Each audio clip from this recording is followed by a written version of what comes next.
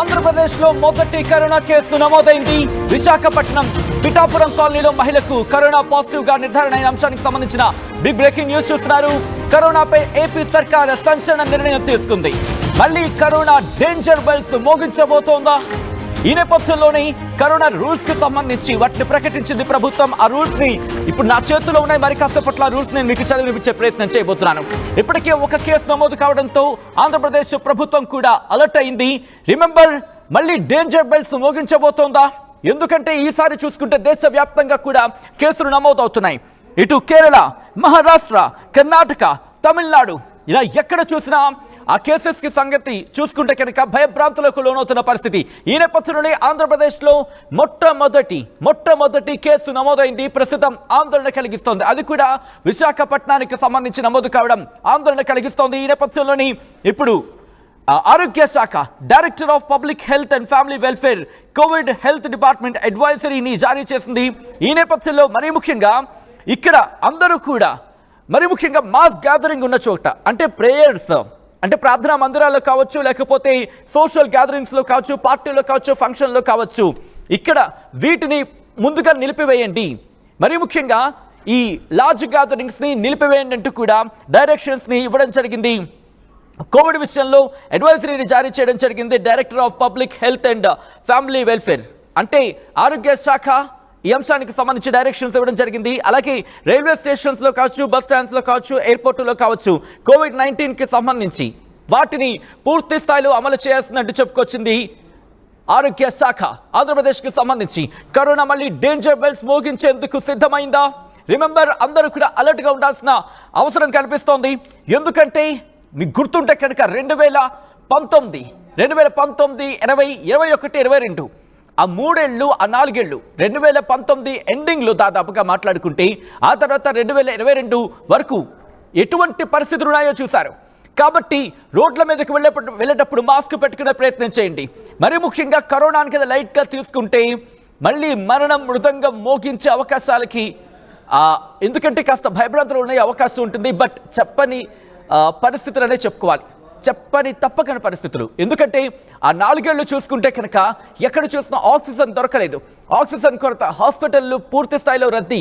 కనీసం ట్రీట్మెంట్ తీసుకోవాలంటే కూడా ఆక్సిజన్ కోసం ఎక్కడ చూసినా పరిస్థితులు చూసినా కాస్త కిక్కిరిసిన వాతావరణం. ఈ నేపథ్యంలో మొట్టమొదటి కేసు విశాఖపట్నం నమోదైంది ఆంధ్రప్రదేశ్కి సంబంధించి. నేరుగా మా ప్రతినిధి శివరామకృష్ణ దగ్గరికి వెళ్తున్నాను. వైజాగ్కి సంబంధించి అప్డేట్స్ అందించేందుకు మా వైజాగ్ ప్రతినిధి, విశాఖపట్నం ప్రతినిధి శివరామకృష్ణ ప్రస్తుతం ఎవరు ఇన్ఫాక్ట్ ఆ కేసు రికార్డ్ అయిన ఇన్ఫాక్ట్ ఆ పర్సన్ పరిస్థితి ఎలా ఉంది? దీనికి సంబంధించి ఎటువంటి జాగ్రత్తలు తీసుకోవడం జరుగుతుందో ఆరోగ్య శాఖ? సచిన్, ఏపీలో మొదటి కరోనా కేసు నమోదైంది. విశాఖ పిఠాపురం కాలనీలో మహిళకు కరోనా పాజిటివ్ అయితే వచ్చింది. అయితే నగరంలో పిఠాపురం కాలనీకి చెందిన 28 ఏళ్ల మహిళలకు కరోనా లక్షణాలు ఉండడంతో పరీక్షలు చేసిన అధికారులు అయితే కోవిడ్ గా నిర్ధారణ కావడంతో ప్రత్యేక వైద్య సేవలు అయితే అందిస్తున్నారు ఆ మహిళకు. అయితే ప్రస్తుతం ఆమె ఆరోగ్యం బాగానే ఉందని చెప్పి తెలిపారు ఆరోగ్య శాఖ. అయితే ప్రజలందరూ పెద్ద ఆందోళన చెందాల్సిన అవసరం అయితే లేదు. ప్రస్తుతం సీజన్ మారడంతో జలుబు, దగ్గు, జ్వరాల నేపథ్యంలో ఇది సర్వసాధారణమే అని చెప్పి అంటున్నారు వైద్యులు.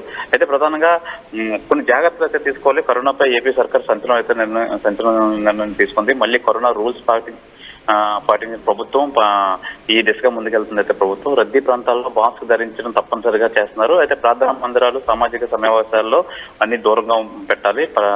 పార్టీ లాంటి సామూహిక సమావేశాలు నిలిపివేస్తుంది ప్రభుత్వం. అలాగే రైల్వే స్టేషన్, బస్ స్టాండ్లు, విమానాశ్రయాలు నిబంధనలు అయితే పాటించాలని చెప్పి చెప్తుంది. అయితే వృద్ధులు, గర్భిణీ స్త్రీలు ఇంటి లోపలే ఉండాలని చెప్పి ఈ ప్రభుత్వం మరియు వైద్యులు కూడా సూచిస్తున్నారు. ఏదేమైనప్పటికీ ఈ నగరంలోని పిఠాపురం కాలనీకి చెందిన 28 ఏళ్ల మహిళ కరోనా లక్షణాలు ఉండడంతో పరీక్ష చేశారు అధికారులు. అయితే ప్రస్తుతం ఆరోగ్యం బాగానే ఉంది.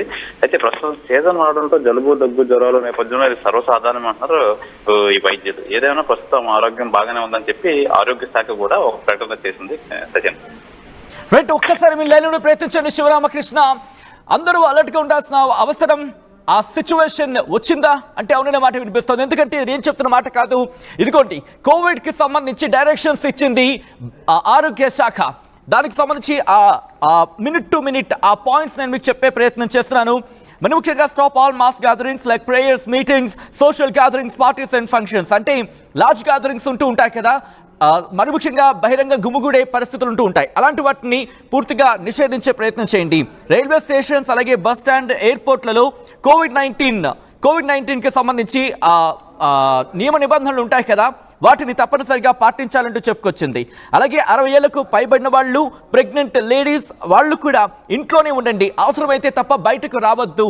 ఎందుకు వీళ్ళు కాస్త ప్రభావం వాళ్ళకి ఉంటుంది, వీళ్ళు ఎక్కువ ప్రోన్లో ఉంటారు, అంటే ఎక్కువగా వీళ్ళకి సోకే అవకాశమో లేకపోతే బారిన పడితే కాస్త ఇబ్బందికర వాతావరణం గురే అవకాశమో అటువంటి ఉంటూ ఉంటాయి. కాబట్టి వాళ్ళందరూ కూడా ఇంట్లోనే ఉండే ప్రయత్నం చేయండి అంటూ కూడా వీళ్ళకి డైరెక్షన్స్ ఇవ్వడం జరిగింది. అలాగే ప్రాక్టీస్ గుడ్ హైజీన్, ఎప్పటికప్పుడు చేతులు కడుక్కోండి. అలాగే దగ్గినా తుమ్మినా, దాంతోపాటు దగ్గినా తుమ్మినా సరే చేతులు అడ్డు పెట్టుకునే ప్రయత్నం చేయండి, మాస్క్ ధరించే ప్రయత్నం చేయండి.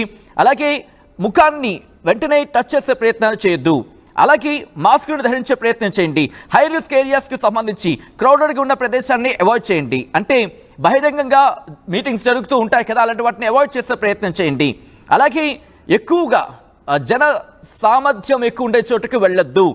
ఇంకా మాట్లాడుకునే ప్రయత్నం చేస్తే కనుక పూర్ వెంటిలేషన్ ఉన్న స్పేస్కి సంబంధించి వాటిని అవాయిడ్ చేయండి. అలాగే మాస్క్ని తప్పనిసరిగా ధరించండి. సో దట్ ఈ మాస్క్ ధరించడం వల్ల వైరస్ని కట్టడి చేయగలిగిన వాళ్ళు అవుతూ ఉంటూ కూడా వీళ్ళు చెప్పుకొచ్చారు. అలాగే if you are in crowded spaces అంటూ చెప్తున్నారు. ఒకవేళ క్రౌడెడ్ స్పేసెస్ ఉన్నప్పుడు మాస్క్ని ధరించే ప్రయత్నం చేయండి అంటూ చెప్తోంది ఆరోగ్య శాఖ. వాటితో పాటు మరికొన్ని అంశాలను ప్రస్తావించింది. Get tested if you have symptoms, ఒకవేళ సిమ్టమ్స్ ఉంటే కనుక టెస్టింగ్కి వెళ్ళండి అంటూ చెప్తోంది.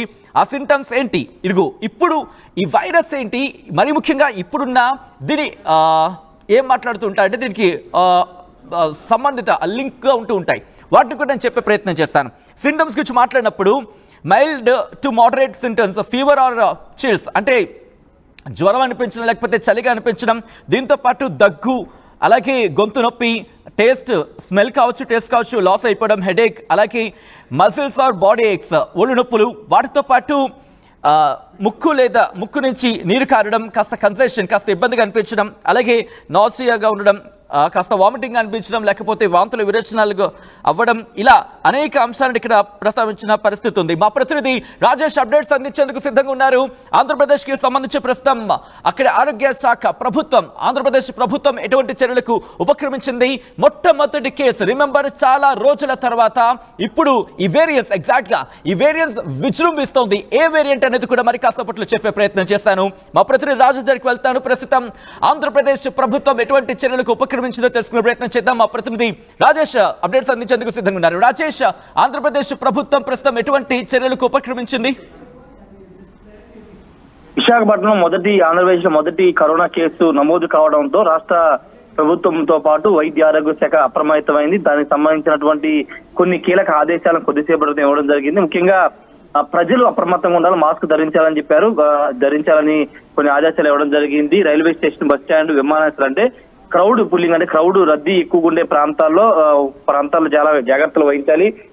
దేవాలయాల్లోనూ, మసీదులు, అదేవిధంగా చర్చిలు వంటి ప్రాంతాల్లో జాగ్రత్తలు తీసుకోవాలి. ఏదైనా సిమ్టమ్స్, అంటే కరోనా సంబంధించినటువంటి ఆల్రెడీ 2020, 21, 22 3 సంవత్సరాలు కరోనాని ఫేస్ చేసినటువంటి అనుభవం ఉంది కాబట్టి ఖచ్చితంగా దానికి అనుగుణంగా ఎవరికైనా సిమ్టమ్స్ లాగా అనిపిస్తే వెంటనే కరోనా టెస్ట్ నిర్ధారణ పరీక్షలు చేయించుకోవాలని ఆదేశాలు అయితే ఇవ్వడం జరిగింది. మరోవైపు వైద్య ఆరోగ్య శాఖను కూడా అధికారులు కూడా అప్రమత్తం చేస్తున్నారు. గ్రామ స్థాయి నుంచి జిల్లా స్థాయి వరకు అధికారులను ఇప్పటికే అలర్ట్ చేశారు. వేరియంట్ మారి కొత్త రూపంలో సంతరించుకుని ఇప్పుడు దేశంలోకి ప్రవేశిస్తున్న నేపథ్యంలో, ముఖ్యంగా రాష్ట్రంలోకి ప్రవేశించే నేపథ్యంలో మొదటి కేసు